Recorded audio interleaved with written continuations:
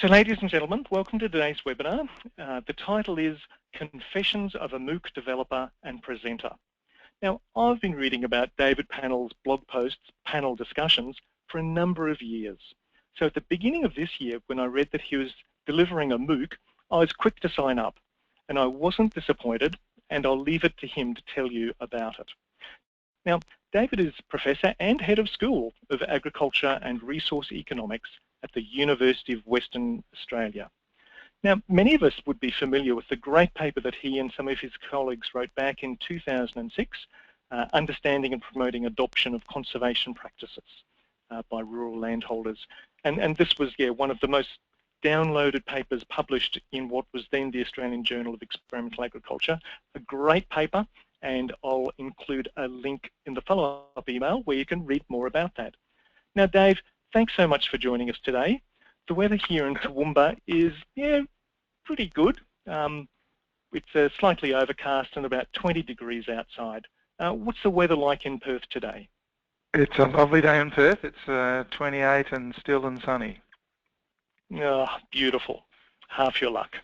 So Dave, we can hear you clearly and we can see your presentation. So over to you. Okay, thanks John, and thanks to everyone for participating in the webinar. So yeah, John invited me to share some of my experiences in developing and presenting this MOOC that I'll tell you all about. And it was something that it started a few years ago, and I'll introduce the topic by sort of starting really with a bit of history of how it sort of came about. So, oops, I need to click on my screen. There we go. So there's a picture here of what for a short time was the glamour couple of Perth, the Oswalds, who were a young Indian couple who came to Perth, purchased or actually developed a factory for making fertilisers on the Burrup Peninsula in the northwest of WA, and quickly got very rich, made a fortune. I think his fortune was estimated at $2 billion at one point, and invested a large chunk of that in this mansion that is on the foreshore of the Swan River in Perth. But then, as you can sort of see from the left-hand photo, it all went pear-shaped, and the company went into receivership, and they went broke, and they fled the country. And the house, which was sort of, obviously only half finished, has been abandoned. And one of the consequences of all that was that the ammonium factory that they'd built in the northwest was sold to another firm. It was sold to an international fertiliser company called Yara International. They established Yara Pilbara and have been making, I think, more of a success of that venture than the previous couple were able to. And in late 2013, the CEO of Yara Pilbara approached the University of Western Australia looking for opportunities to try and support some ventures that we might propose financially, and I guess that his motivation was to try and raise their profile in the state. They were new to the state, and he talked about a whole range of possibilities, and eventually we agreed that he would initially fund the development and presentation of a MOOC. And I helped trying to find someone around the university who would do the work and do the presentation. Had a bit of difficulty doing that, and eventually decided that I would offer to do it. So I offered to do it, and I had a proposal for a particular topic which Yara liked, and so that's how it came about, and it led to the MOOC that I eventually presented earlier this year under the title of Agriculture, Economics and Nature. So I work in a range of different areas. One of the things I work on is, as John's already revealed, I work on the adoption of innovations by farmers, but my sort of core discipline is actually economics, and I have a long history of working in agricultural economics and more recently in environmental economics, and this MOOC was really a way of bringing together all of those different interests into one course. Now, some of you more than half of you have never done a MOOC, but I guess you've heard something about what a MOOC is, otherwise you wouldn't have been interested in joining this webinar. But I'll just sort of talk a little bit about what a MOOC is. So MOOCs, really, they've been around for quite a while. There's been some sort of online courses available for quite a few years, but they really came to prominence in about 2012. There was a very prominent course offered by, I think it was Stanford University in physics or astrophysics or something like that, where they got 150,000 people enrolled in this course, and that created some headlines. And after that, the whole idea of offering MOOCs really took off. So MOOCs, as John said, stands for a massive online open course. They're usually offered for free.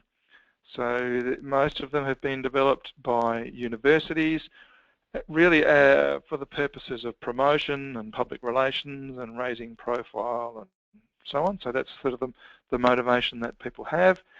They typically attract thousands of students. There's quite a lot of these now. There's about 2,500 courses that are offered on an enormous variety of different subjects. They're offered through a range of different platforms. So on the screen you can see the front page for one of the platforms called Coursera. I'm not quite sure, but I think it's probably the biggest platform, the one with the most courses available, but there's a couple of others as well. edX is another quite prominent one, but there's various other ones as well. And I guess because they're free, because they're offered for free, and there's not really any direct income generated by them, most of the MOOCs that are out there, the ones that I've looked at anyway, have pretty low production values. They're often just people speaking to their computer, and what you see on the screen is a slideshow. The audio quality is often not that great. The video quality is just what you see on the screen. And so we wanted to do something a bit better than that, and having the financial support from the sponsor really helped us to do that. Okay, so next I just wanted to I've touched a little bit already on the motivations that people generally have in offering MOOCs. And for myself, in thinking that this was a good idea, that it's something I'd like to do, I sort of reflected a bit on what were the objectives that I wanted to achieve. And there was a mixture of things, and they're related issues. I wanted to raise the profile and reputation of my school, the School of Agricultural and Resource Economics at UWA, and more broadly, raise people's awareness of the university, UWA. And on a more mercenary front, I was hoping that we might be able to attract some additional undergraduate and postgraduate students to the school as a result of that awareness raising. And then in a more sort of community spirit, I guess, I was hoping that we would be able to raise awareness of and interest in agricultural issues in the community. MOOCs are not, well, most MOOCs are offered at a relatively introductory level. A lot of people who are doing them are people who are just doing them out of general interest, or they're exploring career options, or they've just decided this is something that I like the look of, and they're not necessarily people who have a background in agriculture. So this was an opportunity to try and raise people's awareness of and interest in agriculture. And also, being an economist, in a similar way, I was hoping to raise people's awareness of and interest in economic issues, including, I guess, particularly amongst people who work in agriculture or work in service industries around agriculture. So there was a variety of different things that I thought might come out of it, and you'll see, I think, that a fair few of those things have been achieved to some degree at least. So the next question was, what's our target audience? And some of that follows, I guess, a fair bit of that follows from those objectives. I was hoping to engage with prospective students, as I mentioned, so we wanted to sort of pitch it in a way that would be appealing to prospective students. I wanted to want it to be interesting and relevant to people who work in agriculture, so farmers, people who work in service industries around agriculture. I had in mind, I was conscious of it being accessible to the general public, so I couldn't afford for what I presented to be too technical or too complex, or to assume that people really understood a lot about agriculture or a lot about economics. So I tried to pitch it in a way where people who had no prior background in agriculture and no prior background in economics could still do the course and get some enjoyment and some knowledge out of it. And so with all that in mind, I was thinking of, in my mind, I was pitching it at an audience which was about the level of a Year 12 high school student. So sort of a 17-year-old student, hadn't necessarily started university. Perhaps some of the issues were sort of first-year university level, but I was really trying hard not to make anything more complicated or more complex or difficult than that. And once I had developed the course up and it was getting to the point where it was mostly done, I had this really strong feeling at times that it was just all too simple, and I'd pitched it too low and it was all too superficial. But from the response of the people who actually did the course, it became clear later on that that wasn't the case. So one of the lessons for me was that it does need to be pitched at quite a simple level, and in a level that felt to me quite superficial, but it was really clear from the people's feedback that actually it wasn't too superficial or too simple. It was actually at about the right level for the majority of the audience. And we had people. And it wasn't just people who were high school students who were saying that. It was people who were doing postgraduate degrees, and even had a full professor in a biological agricultural sort of science area who did it and was very positive about it. So that was a bit of a lesson. Okay, so next I want to talk about the actual, just very briefly, about the content, just to give you a brief flavour. I'm not going to do this in much detail, but the course went for 6 weeks, and in each week, and that was a decision, the 6-week decision was something that I made after looking at a variety of different MOOCs that are available already online. They vary in length quite a bit. 6 weeks seemed to be a fairly common length, and it seemed to be quite, it's an introductory course. It's not going to be something that, it's not as much as a full university unit. It's probably about a third to a half of the amount of material as you'd cover in a full university semester course. And so in the 6 weeks, I covered agricultural production and prices and agriculture's reliance on natural resources in the first week, so a fairly gentle introduction. And the second week was also fairly gentle. It was about resource and environmental challenges facing agriculture. And it wasn't really until the third week that we got in any way technical, slightly technical, in this third week on the economics of agricultural inputs. So it was very much agricultural focused. Then the next week was the economics of land conservation, when we tried to broaden out beyond the issues that would be of concern just to farmers, more interest to the broader community as well. Then the economics of agri-environmental projects. And finally, the final week was on government policies in agriculture, including policies that are just agricultural production oriented and policies that are agri-environmentally focused.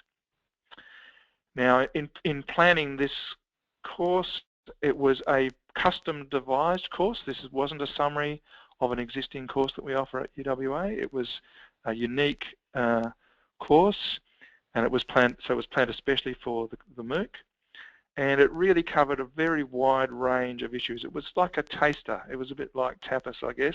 It was a brief introduction to a lot of different issues. So what I was trying to do was really just entice people, give people an introduction to a very broad range of issues, and be interesting to a broad range of groups of people.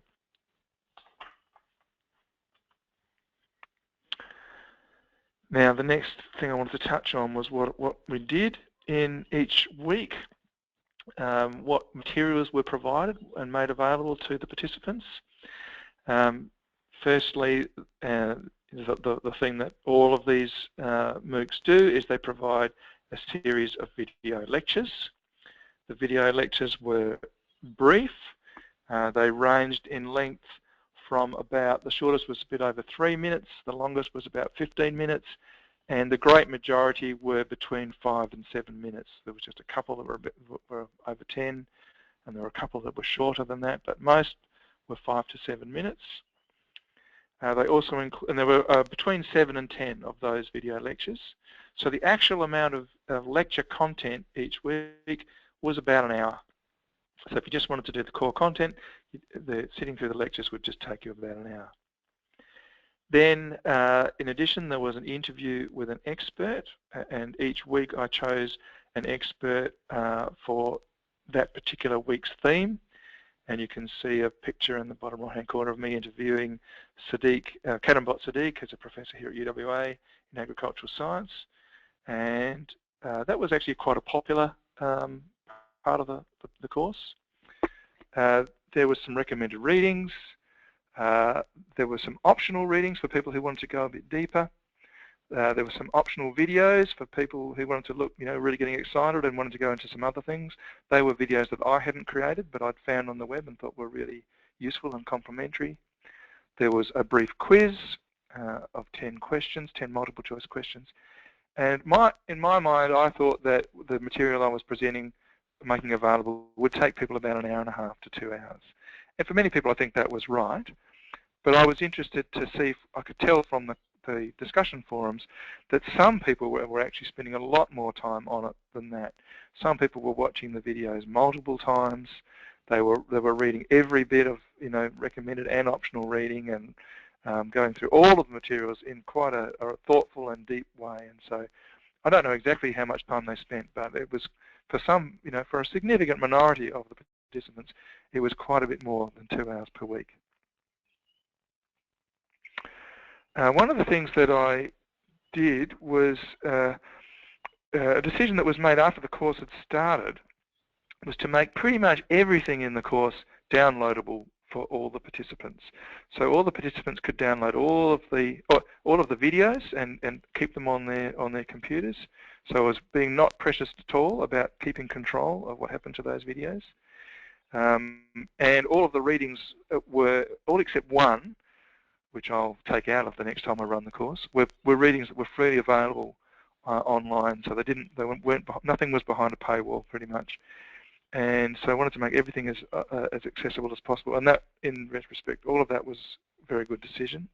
I needed to make the videos downloadable because I discovered that there were plenty of people doing the course who had very poor internet connections and needed to download the videos and then watch them later on. If they tried to stream them, it was very jerky and a very poor experience. And also there were some people doing it, particularly people in Pakistan, I think, who were not able to access YouTube. All the videos were on YouTube. They weren't publicly available on YouTube. You had to access them through the platform. But they were on YouTube, and Pakistan actually blocks access to YouTube, and so I had to make them downloadable for everyone there, and there was quite a few people from Pakistan doing the course. Preparation for the course, as you can tell from what comments I've already made, I explored the competition. I completed myself a number of MOOCs to get ideas and see how that people did it. I made some decisions, like the ones I've just been talking about, to make things downloadable. I made decisions about the length of the course and the approach that I would take and how I'd assess it and so on. Then I did some planning of fleshing out the structure and identifying specific lecture topics and the reading topics and so on. I decided to employ an assistant, and my assistant, there's a nice photo of Louise there with got a pink and grey galah on her shoulder. So Louise was fantastic. She helped to gather all the content and prepare initial versions versions of the slides to my sort of formula of what the content would be about, but she did a lot of research and saved me heaps of time pulling together material, getting suitable photos that we could use, seeking permission to use photos where that was needed, and creating graphs and so on. So it was great to have that. And between Louise and myself, we went through several rounds of refinement. She would develop up stuff, I would provide detailed feedback, and she'd provide the next versions. And there were actually 6 versions of the material created all together. And the last slides before we have a break, I think, yep, is around the videos themselves that we created.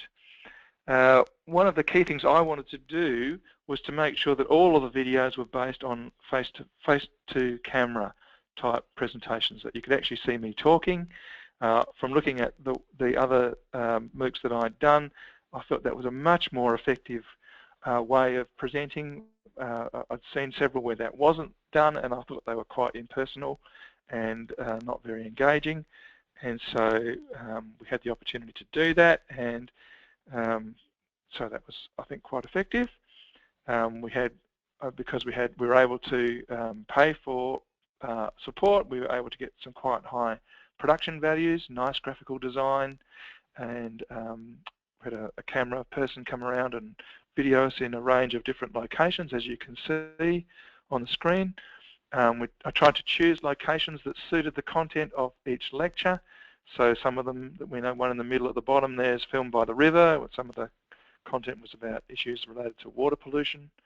Some of them were in front of a wheat crop because we were talking about agricultural issues, or in front of trees because we were talking about some environmental issues.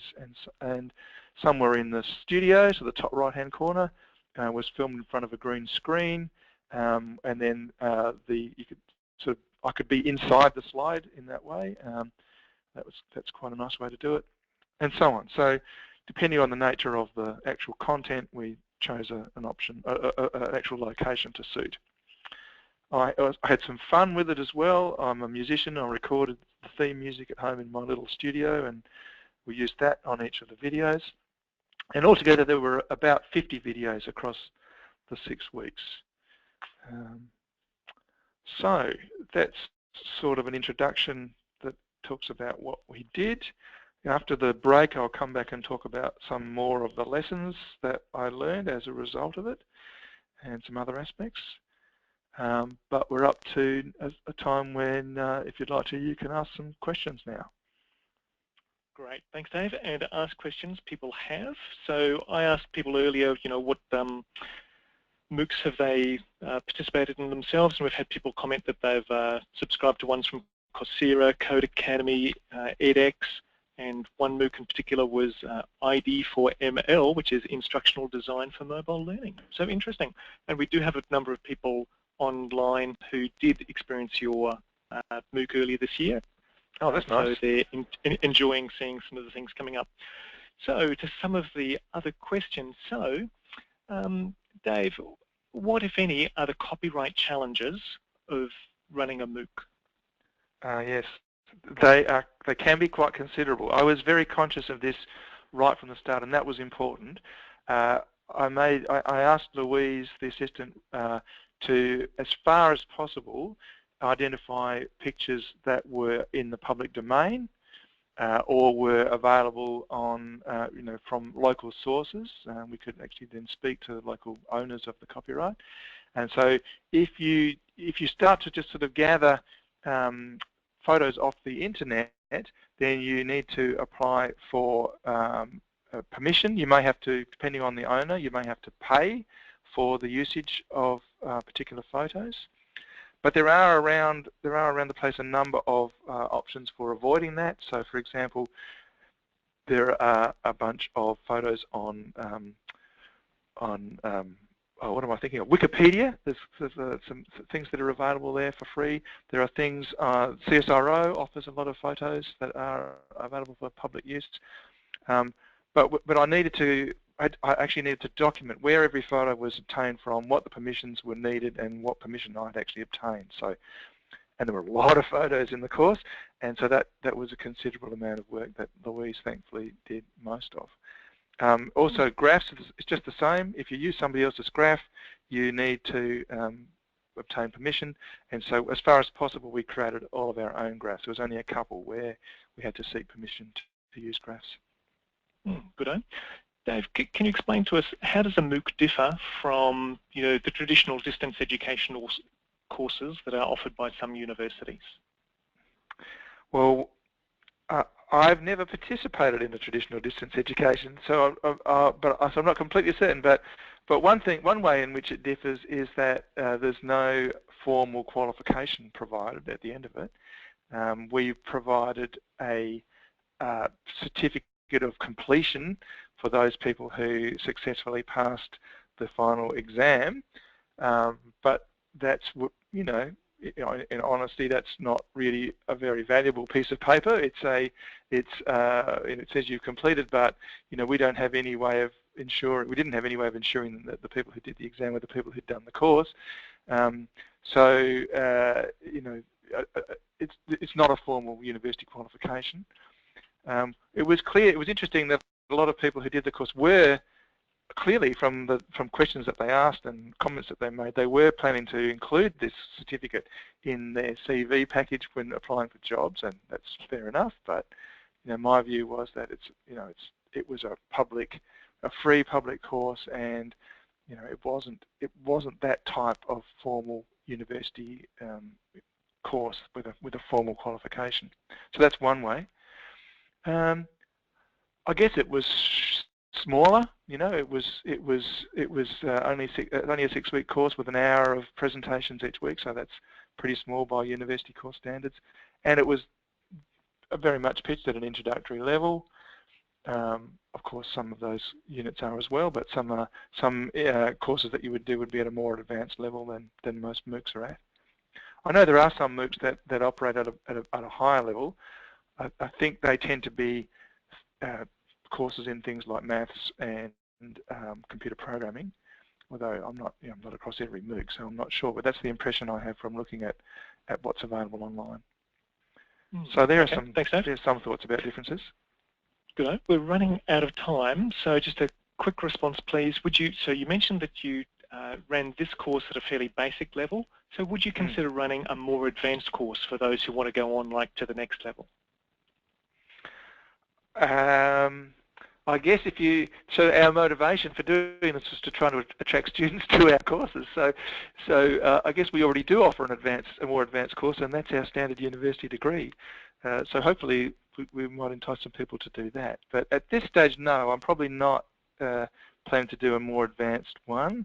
If I was to do another course, another MOOC, which isn't completely out of the question, then I'd probably do I'd repeat another introductory course on a different topic, perhaps something more environmental, not agricultural. Good. Okay, and there's quite a few more questions, but I think they may be covered by your next section. So how about you move to your second one, please? Okay. So some more lessons that I learned in the process of doing the course. I should have mentioned actually that one of the motivations, apart from the sort of the formal ones that I mentioned in that earlier slide, why did I want to do this? I just liked the idea of it. I thought it might be fun and enjoyable, and I might learn some things, and that was certainly true. And so one of the lessons that I got, sort of learnt the hard way, I guess, was about the value of having a director. So there's Peter Jackson. I didn't get him, but having someone experienced to give a bit of advice on just stuff that people don't know about, like how to stand, what to do with my hands, where to look, how quickly to speak. And I was very fortunate in that my father used to work for the ABC as a producer of children's programs, and he gave me some tips about that. The people doing the actual video production didn't have these skills. They had the technical skills, but not this sort of skills about sort of direction. And so I benefit a lot. And I think if anyone else was thinking of doing it, I'd strongly recommend that they do speak to someone with some knowledge about these issues. It can just give you some confidence and improve the quality of the product. The obvious one that we all should know about is the importance of making slides not too wordy and having plenty of pictures, so try to do that. My natural inclination is to make slides extremely wordy, and I always have to fight against my instincts and go back over slides I've created and take all the words out, as you can see that I've done in this particular slide presentation. My father recommended that speaking on a video is different to giving a lecture, in that it's important to speak at a natural, quiet level, not to try and project like you're projecting to a classroom of students. So that was a valuable piece of information I hadn't really realised. And one that really bugged me, and I've detected myself, was the use of habitual words and phrases. I had this habit of starting sentences with the word so, and I really had to concentrate on not saying so. And if you've done the course, you might have noticed me saying so quite a bit, even despite my efforts not to say it. So that was one thing.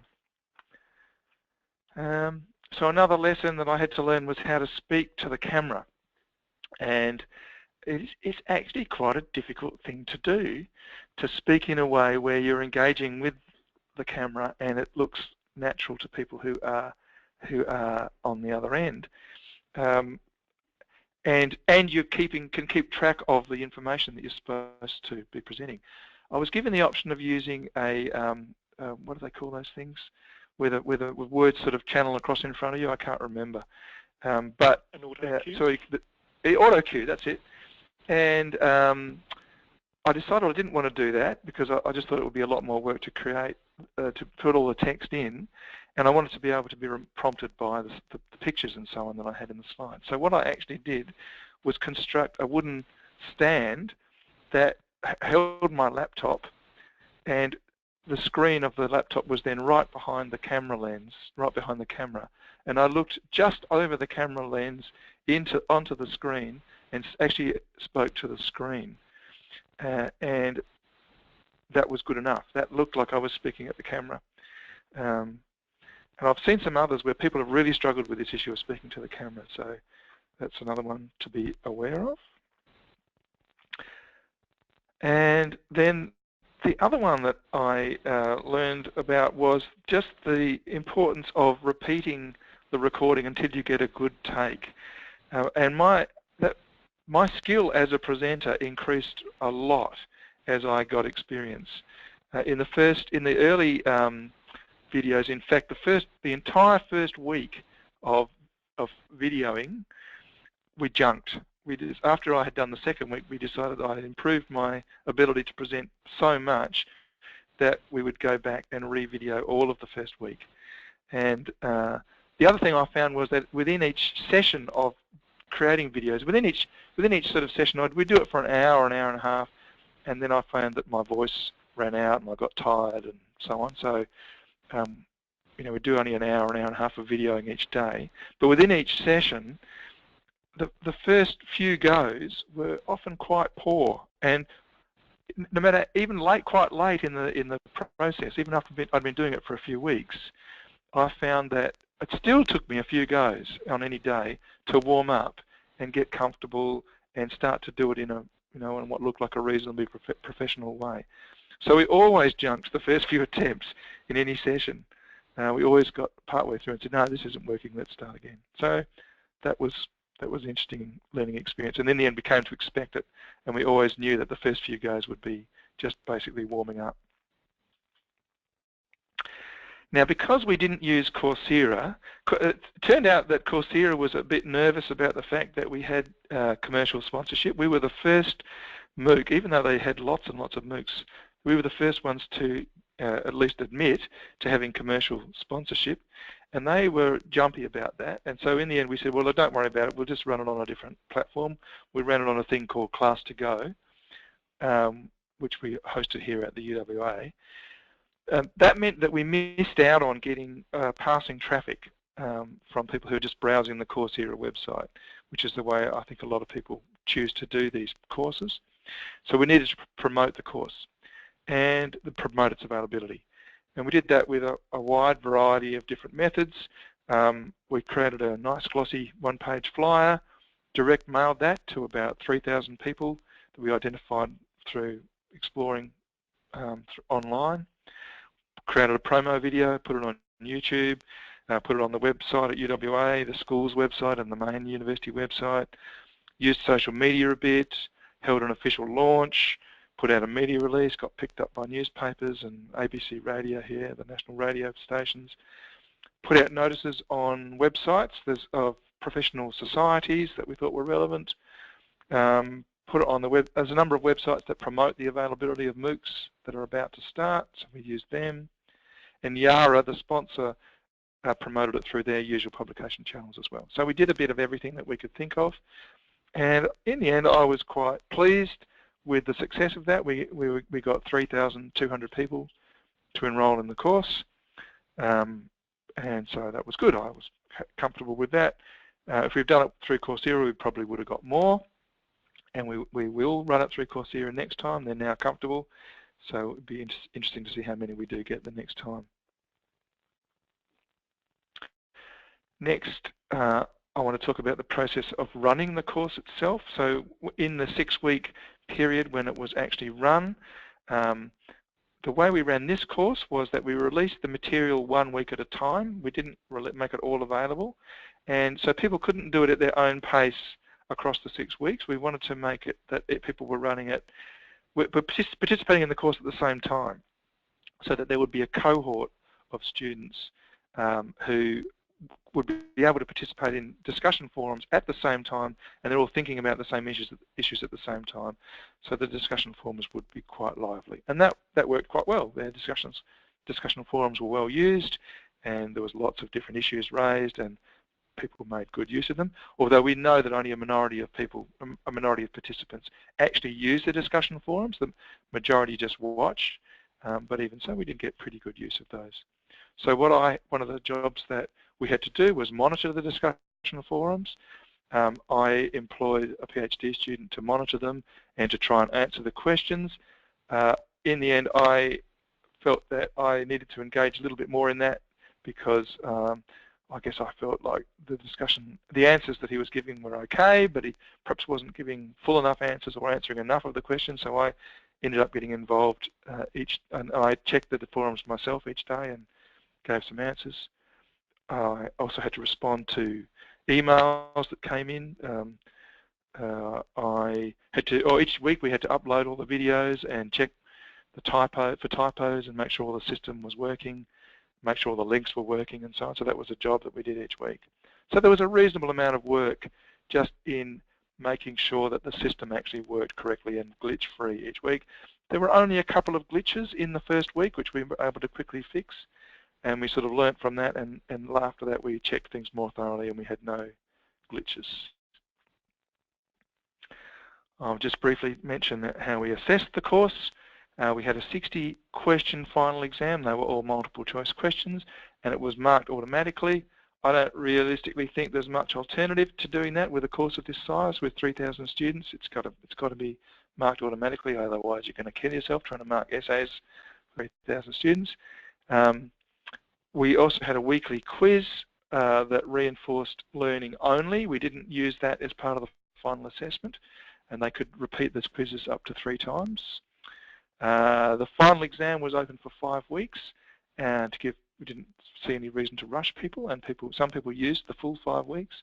And in fact, some people didn't even start the course until after the end of the 6 weeks, and they did the entire course and the exam within that final 5 weeks period that the exam was open for, so that was interesting. And we marked the course. You can see the marking scheme that we set there, and the ones that passed got a certificate, as I said, and the certificate said whether it was a pass, a credit, or a distinction. I mentioned that we got 3,200 people enroll. Not all of them do the course. Of course, it's well known that MOOCs, because they're free, there's not necessarily any real commitment to complete the course. And so often the completion rates are less than 10%, sometimes quite a bit less than 10%. So I was really delighted with the completion rate for this one. We've got a completion rate of 23%, people who actually undertook the exam. So that's much higher than most MOOCs. And I think it was reflected that we really took it seriously. We did quite a bit of work on the preparation. The videos were good quality. That we were thoughtful about what the content was and made sure that everything was available for free, and we were actively engaged in the discussion. So people really felt like they were getting something out of it. The main, let me see, so apart from the 23% that completed it, we could see, you can actually sort of see the stats, quite a few people did quite a bit of the course, more than half the course, so quite a large number. I'm not sure of the actual statistics, but it was not just like 23% of the course, people did did all the course. There was a lot of other people also got something out of the course even without completing the final exam. The main groups of people who did the course, from a survey that we did, the majority were students or researchers. That was interesting. And then after that, there was a reasonable number of government people, some teachers, and some people from agribusiness. And 2/3 of the people who did the course were aged between 25 and 44. But there was some younger people, and there were some retirees, and a bit of everything. The feedback that we got was really fantastic. That's probably the most positive feedback I've ever had for anything I've done. So that was really lovely. It really, you know, gives you a warm glow, and made us feel like it was worthwhile just from that. So there's some comments on there from the many hundreds of comments that we collected in the survey and in the discussion forums. So people were really happy about the methodology, the actual material that we presented. They liked how accessible it was. They liked the pace. They had a number of people comment that they liked the way that I made economics understandable and accessible. They were happy with the videos. They liked the teaching approach, and they liked the way that it sort of built up. And because I was really trying to make it not just theoretical, but really applied, and to bring in experts and do interviews and stuff like that, people liked the way that it really seemed to be applicable. So that was good. And this next slide summarizes a very rough estimate of the amount of time that I put in and various other people put in to make the course a success. So you can see the bottom line is it took me about 30 working days, I think, and other people about 74 working days. The biggest single chunk was Louise's time as assistant, and so she did a lot of work. If I had done all of that work, it would have taken a lot less, but Louise didn't have the background, so she was having to do quite a bit of self-education, really, in putting that together. So if you had someone who had a lot more background in the material, that could probably be a fair bit less than the 50 days. But even so, it's not going to happen quickly. There's still going to be tens of days required in the preparation to do a good job. So for myself, 10 days involved in designing and preparing the content, 8 days in the video production, a couple of days working on the other bits and pieces, readings and looking at other videos and trying to work out what we would do, writing additional material to fill gaps. Most of the readings I provided, I didn't mention, were from my blog, and that worked really well. My blog's been going for about 10 years, so there was lots of material there to use, and people liked that. And I actually wrote a couple of additional blog posts to fill gaps where I thought they were needed. Preparing quiz and exam questions. I wanted the multi-choice quizzes are often done really badly. They're prepared in a really dodgy way. I tried to do a good job of that. Uploading materials, checking all the material and the links, monitoring the discussion forums was quite a big job, responding to messages, and general project management, and attending meetings and talking to the sponsor and all that sort of gear. Took some time as well. So it's a significant chunk of time. It's not a small thing to undertake if you're trying to do it to a high quality. Those numbers could have been a lot less if we just aimed to do it relatively quick and dirty, but that wasn't what we were doing. We were trying to do something that would be attractive and engaging. And I guess that's partly about the objectives of what we were trying to do. So this is my last slide. So overall, it was a high effort, but in my view, it was worthwhile. It was for me and for our school. It helped to raise the profile of the school. A lot of people got interested in the issues that we talked about.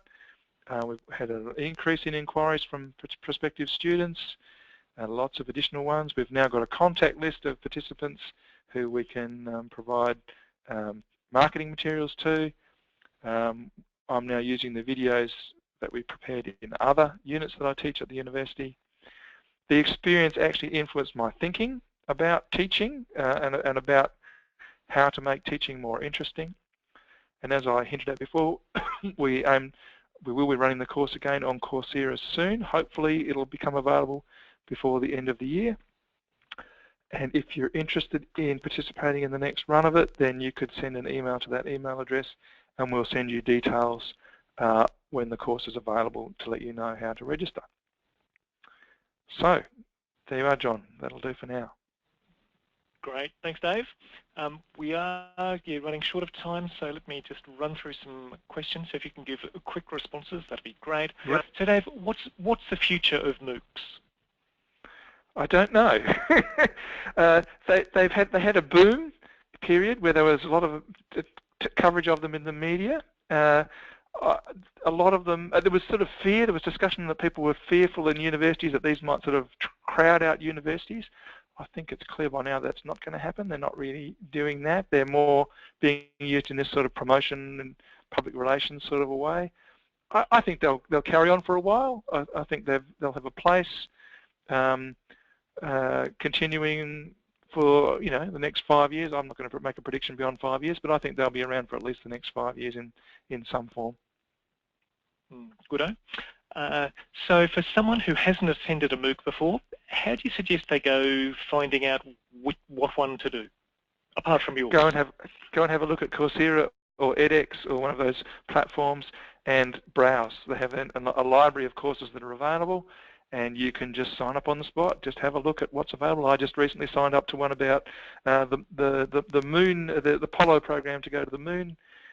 Just do stuff that's interesting. There's an incredible array of stuff available. Great. So we've got a bunch of questions, so let me just jump another one. A lot of people are saying that they really enjoyed your MOOC, and particularly the quality of videos made it stand out for them. So yeah, getting a lot of positive feedback. Some people are suggesting that Toastmasters would probably be a good place to go for people who are needing to do video presentations, and I'd certainly endorse that. Mm-hmm. People are very interested in the stats. Okay, so final question, Dave. Being a good academic, are you planning on publishing a paper on your experiences? Not really. I've written a report about it that goes into what happened in quite a bit of detail. I don't mind sharing that if people are interested. They could email me or email you or something. But I'm not at the moment planning to write a paper. No. Okay, goodo. Well, Dave, thanks so much for sharing your MOOC experiences with us. You're welcome. I'll